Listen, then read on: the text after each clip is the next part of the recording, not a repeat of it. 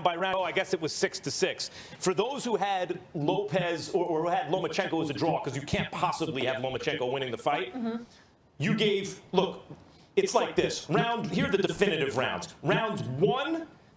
Hold up, correction. I didn't give Lomachenko a draw. Lomachenko needed the 12th round, in my opinion, to get a draw. We got a lot to talk about, though. Yo, do you know what these ratings mean? And how this just is all a bad look for Tank Davis versus Leo Santa Cruz being on pay-per-view? It never went under 2.3 million on ESPN. And guess what? It was also on ESPN Plus. So you can watch it on both.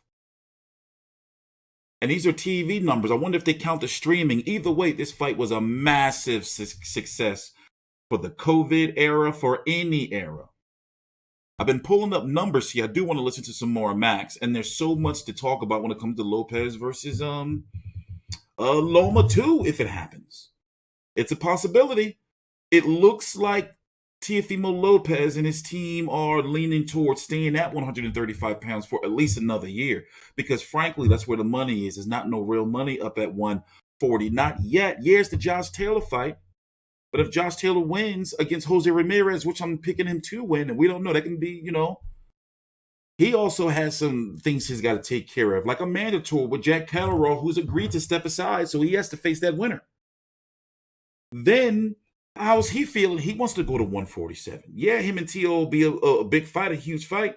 But imagine the fights at 135. Now, you can never ask a fighter to sacrifice his weight, right, and his health. So fights with Devin Haney.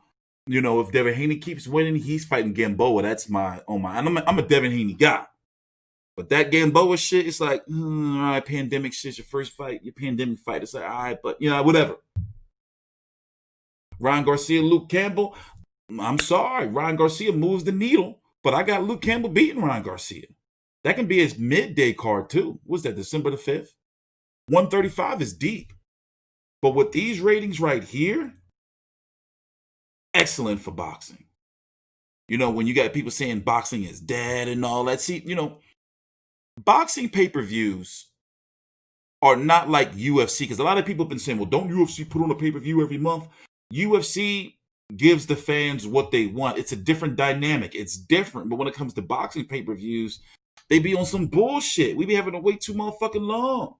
So now ESPN is going to look at these numbers and be like, oh shit, we can do this again. Let's bring Teofimo back to ESPN, but this time get him a better opponent. I and the fans want Devin Haney. The story's there. They can do it. Think about it like this. If it wasn't for Lomachenko getting the franchise status, then we wouldn't have Lomachenko versus Teofimo Lopez. Lomachenko would have had to fight Devin Haney or drop his belt. I think that Devin Haney deserves his shot off of that alone. That was some shady ass shit. And it's like, that's what I said going into the fight. And I'm not the only one. Fans and media alike feel like, yeah, okay, you did beat the undisputed champion. And yeah, you kind of are undisputed, but it's like kind of are. It's like they muddied the waters. But at the same time, we wouldn't have got the fight if they didn't. So in order to make things right, and if you really want to do some bullshit, be like, all right, they say he's the mandatory. He's supposed to be the champ, then Teofimo got to fight him. That's the way I feel. Like, to keep the momentum going, fans want that shit. Like, if this is Top Rank's way, what they did, like Bob Burnham said, to keep the fight off pay-per-view with no rematch clauses, then like, yo, fight Devin Haney. And be like, yo, all right, they said he was the man, I beat him. That's how you can turn Teofimo into a real star, with him doing what the fans asked him to do. Like when Canelo had walked up on Iris Lindy Lara. Iris Lindy Lara had walked up on Canelo. And Canelo went to Richard Schaefer's office. I remember the whole story. Richard Schaefer was like, yo, we didn't really want him to take that fight. And this is when Oscar De La Hoya was in rehab. Oscar De La Hoya would have not signed off on it, apparently. But Canelo wanted the fight. They was like, yo, this is the guy they say I can't beat, even though it was a close fight.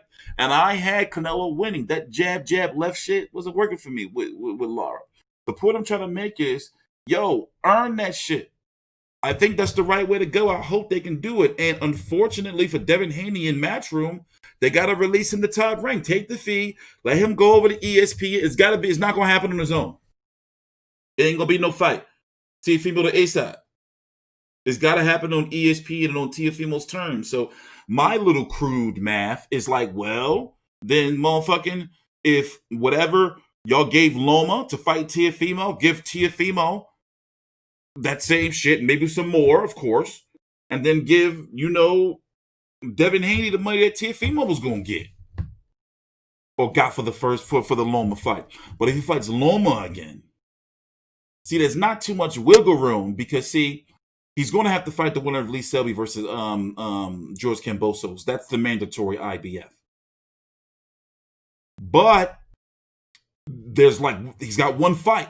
And according to this article here from big homie Steve Kim over on ESPN, when talking to Bob Arum, it seems as though like they don't want to do enough. They want that crowd. They're like, we're going to get a crowd for this, monetize this, the best we possibly can.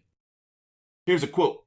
If he goes to 140, he has a problem because obviously he wants to fight for the title, and that's taken up by the first half of next year, said Arum, referring to the impending showdown between Taylor and Ramirez in 2021. And then the winner of that fight has an obligation to fight WBO mandatory challenger Jack Catterall. So basically, Josh Taylor Ramirez, 140s are, 2021 is pretty much sewn up for 140. Unless the fighter's going to fight 3 fights next year, and it's highly unlikely. So Teofimo wouldn't be able to get the fight or a fight that he may want, really, really want to bring in some cash until at least January 2021, whether that's Catterall, Ramirez, and that would be Catterall having up to upset one of them, because I think Catterall's. I got Josh Taylor beating Ramirez. I got Ramirez beating Catterall, and Josh Taylor beating both of them. So what I'm saying is that would have to wait until, late, being generous, Bob Arum was late next year. And then in the meantime, think about it like this. If he vacates his belts and goes to 140, the caliber of competition of guys that are available at 140, the Pedraza fight would be a good fight. If there's a crowd, Puerto Rican Day, weekend, June or something, will that really move the needle? But it's in New York, though. Can you really picture a crowd in New York? In June, they having issues right now. June 2021 still looking a little suspect. Summer, who else did he possibly fight? Orna Barboza, they're good fights, but they're not nothing like the fights he can possibly fight at 135. And then what if they pull a power move? What if Tank Davis beats Leo Santa Cruz? By the way, I have Leo Santa Cruz beating Tank Davis. Hey, you've seen crazier shit happen this year, right? So, if Tank Davis does win, what about Teofimo versus Tank at 135? You think that'd be a power move? They would definitely probably pay-per-view that.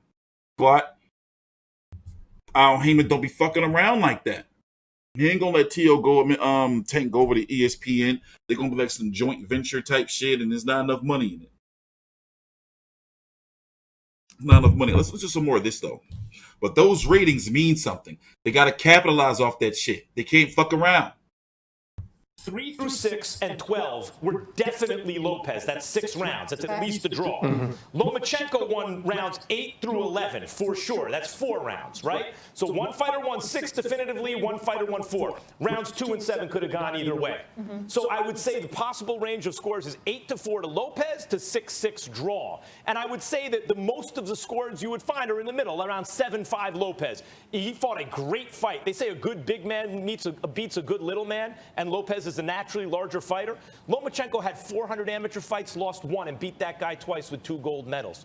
He is a great, great fighter. A good big man doesn't beat a great little man. It takes something more than a good big man to do that, and Lopez is more than just good. I loved his poise. I love how he just wasn't rattled. He was always in control. Now, the thing is, Teofimo Lopez, let's be honest, a lot of people felt a guy like him is not supposed to beat a Lomachenko. And it's the way he beat him. He outboxed him. He had him thinking and fearing. Lomachenko went there on that old ass AOL fucking instant fucking Netscape internet. And Joe Testore, he's just downloading the information. Round 1. Round 4, he's just downloading the information. Round motherfucking 6 and 7. He's finally them dial-up speeds. The Ethernet cable, they came, they switched out the Ethernet cable. Now he's got to switch his internet service provider. And if you think about it, the Matrix is old as shit. That shit came out, 1999? Of course somebody was going to figure it out eventually. Shit, I'm sitting there like, how long is it going to take him to download this information? But he did get it, though.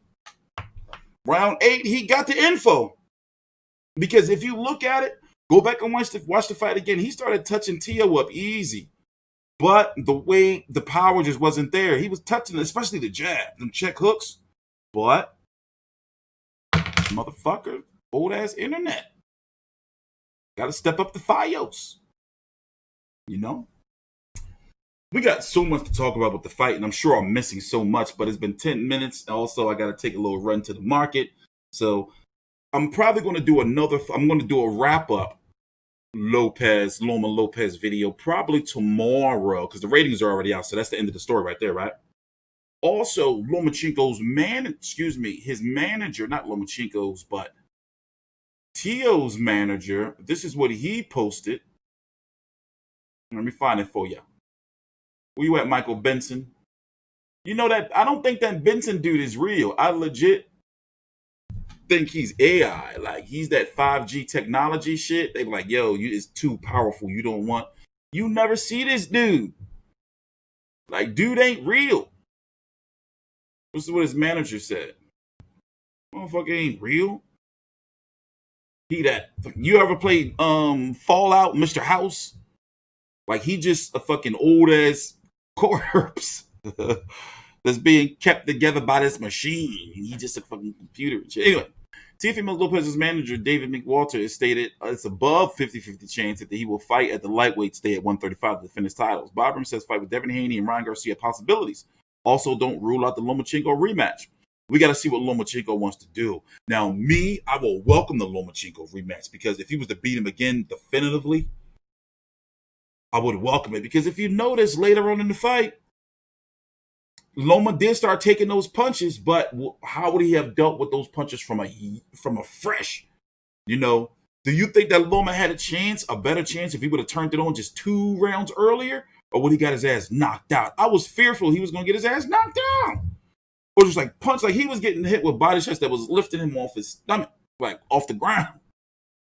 So, you know, I guess like even though he lost the fight definitively, in my situation still, he's an amazing motherfucker, like that Lomachenko. And when you factor in the size, but that's not saying fucking Teofimo, he figured him out. Teofimo on top of the world right now. On top of the world. TstreeT Controversy with FightView360.com. We'll cover every single major fight live. October the 31st, Halloween weekend, is going to be busy. The next video after this is going to be a Leo Santa Cruz live stream media workout. Please subscribe.